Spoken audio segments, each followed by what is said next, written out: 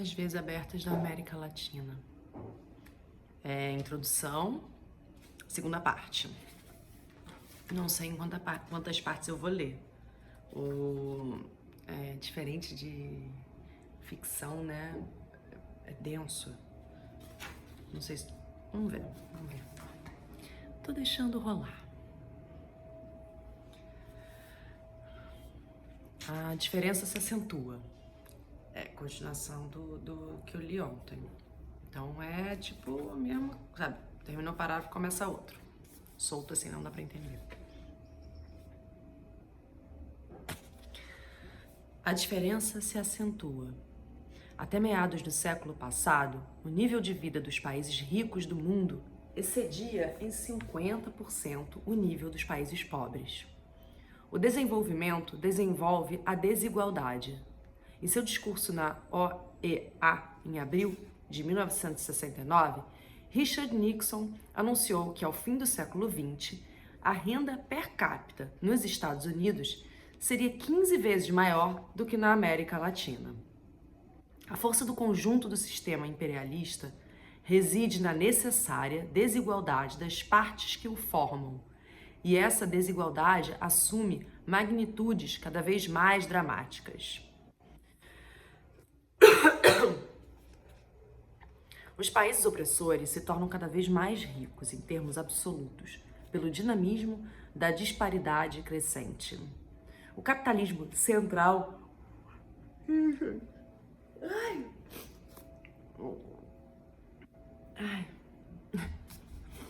O capitalismo central pode dar-se ao luxo de criar seus próprios mitos e acreditar neles, mas mitos não se comem. Bem sabem os países pobres que constituem o vasto capitalismo periférico. A renda média de um cidadão norte-americano é 7 vezes maior do que a de um latino-americano e aumenta num ritmo 10 vezes mais intenso. E as médias enganam, a julgar pelos insondáveis abismos que se abrem ao sul do Rio Bravo, entre os muitos pobres e os poucos ricos da região.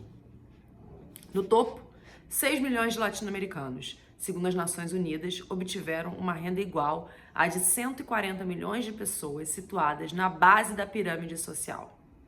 Há 60 milhões de camponeses cuja fortuna não ultrapassa 25 centavos de dólar ao dia. No outro extremo, os proxenetas da desgraça dão-se ao luxo de acumular 5 bilhões de dólares em suas contas particulares na Suíça e nos Estados Unidos e dissipam na ostentação, no luxo estéril, ofensa e desafio, e investimentos improdutivos que constituem nada menos do que a metade do investimento total, os capitais que a América Latina poderia destinar à reposição, à ampliação e à criação de fontes de produção e de trabalho. Desde sempre incorporadas à constelação do poder imperialista, nossas classes dominantes não têm o menor interesse em averiguar se o patriotismo resultaria mais rentável do que a traição, ou se a mendicância é realmente a única forma possível da política internacional. Hipoteca-se a soberania, porque não há outro caminho. Os álibis da oligarquia deliberadamente confundem a impotência de uma classe social com o suposto destino vazio de cada nação.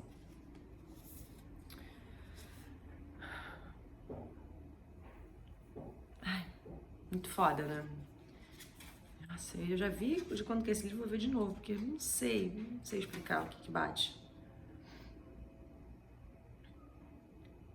Parei no meio, eu vou continuar, hein? É porque eu também não achei ontem...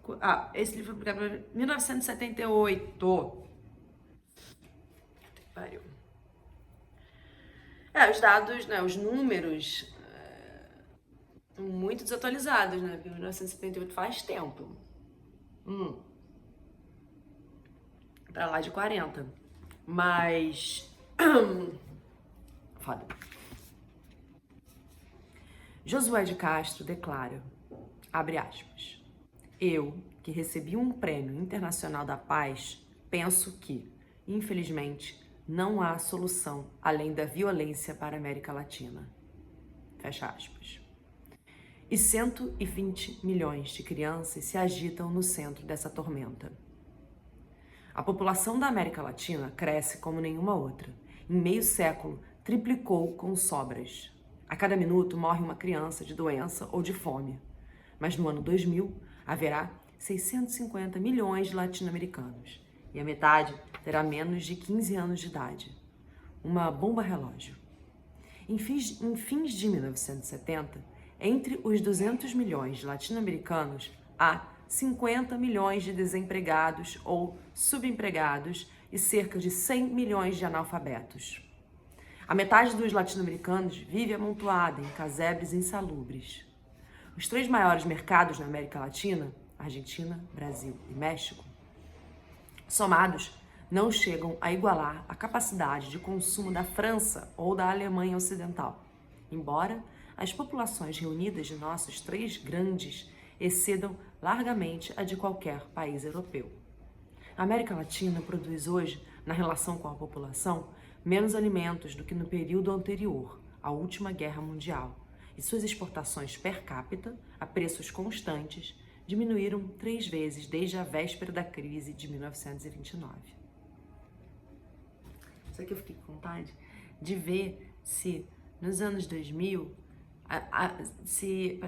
no ano 2000 haverá 650 milhões de latino-americanos e a metade terá menos de 15 anos de idade. Queria saber se aconteceu esses números que Galeano previu. Mas não sei se eu vou fazer isso, não. O sistema é muito racional do ponto de vista de seus donos estrangeiros e de nossa burguesia comissionista, que vendeu a alma ao diabo por um preço que deixaria Fausto envergonhado. Mas o sistema é tão irracional para todos os outros que, quanto mais se desenvolve, mais aguça seus desequilíbrios e tensões, suas candentes contradições. Até a industrialização, dependente e tardia, que comodamente coexiste com o latifúndio e as estruturas da desigualdade, contribui para semear o desemprego em vez de ajudar a resolvê-lo. Alastra-se a pobreza e se concentra a riqueza nessa região de imensas legiões de braços cruzados que se multiplicam sem parar. Novas fábricas se estabelecem nos polos privilegiados do desenvolvimento. São Paulo, Buenos Aires, Cidade do México.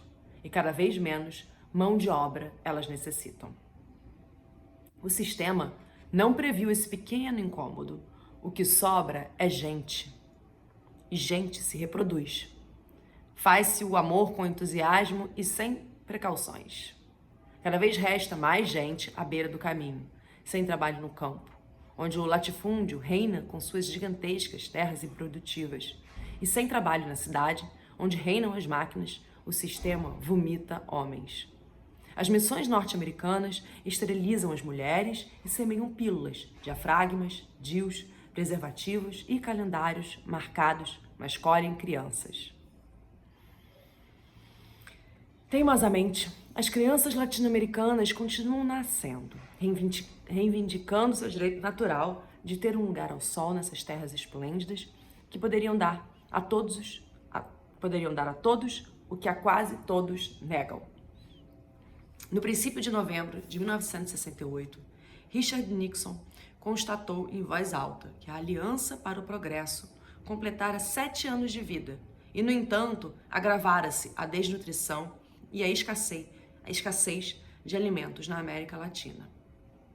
Poucos meses antes, em abril, George W. Bush escrevia na Life, abre aspas, ao menos nas próximas décadas, a insatisfação das nações mais pobres não significará uma ameaça de destruição do mundo. Por vergonhoso que seja... Por vergonhoso que seja, durante gerações, o mundo tem sido 2/3 pobres e 1/3 rico. Por injusto que seja, é limitado o poder dos países pobres. Ball tinha encabeçado a delegação dos Estados Unidos à primeira Conferência de Comércio e Desenvolvimento em Genebra e votara contra 9 dos 12 princípios gerais aprovados pela conferência, com o objetivo de atenuar as desvantagens dos países subdesenvolvidos no comércio internacional. São secretas as matanças da miséria na América Latina. A cada ano, silenciosamente, sem estrépito algum, explodem 3 bombas de Hiroshima sobre esses povos que têm o costume de sofrer de boca calada. Essa violência sistemática, não aparente, mas real, vem aumentando. Seus crimes não são noticiados pelos diários populares, mas pelas estatísticas da FAO. Eu preciso aprender a falar o nome desse cara. Diz que a impunidade ainda é possível, porque os pobres não podem desencadear a guerra mundial. Mas o império se preocupa. Incapaz de multiplicar os pães, faz o possível para suprimir os comensais. Abre aspas. Combata a pobreza. Mate um mendigo. Fecha aspas. Grafitou um mestre do humor negro no muro de La Paz.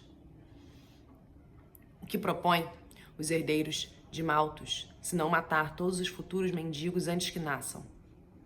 Robert McNamara, o presidente do Banco Mundial, que tinha sido presidente da Ford e secretário da Defesa, afirma que a explosão demográfica constitui o maior obstáculo ao progresso da América Latina e anuncia que o Banco Mundial, em seus empréstimos, dará preferência aos países que executarem planos de controle da natalidade. McNamara constata, com lástima, que o cérebro dos pobres pensa 25% menos e os tecnocratas do Banco Mundial, que já nasceram, fazem zumbir os computadores e geram intrincados cálculos sobre as vantagens de não nascer. Abre aspas. Se um país em desenvolvimento que tem uma renda média per capita de 150 a 200 dólares anuais puder reduzir sua fertilidade em 50% num período de 25 anos, ao cabo de 30 anos, sua renda per capita, quando menos, será 40% superior ao nível que teria alcançado sem reduzir os nascimentos e 2 vezes maior ao cabo de 60 anos. Fecha aspas. Assegura um dos documentos do organismo. Tornou-se célebre a frase de Lyndon Johnson. Abre aspas. A última frase vai parar. Lyndon Johnson, abre aspas. 5 dólares investidos contra o crescimento da população são mais eficazes do que 100 investidos no crescimento econômico. Fecha aspas. Eisenhower prognosticou que, se os habitantes da Terra continuarem a se multiplicar no mesmo ritmo, não só se aguçará o perigo da revolução, como também se produzirá, abre aspas, uma degradação do nível de vida de todos os povos, o nosso, inclusive, fecha aspas.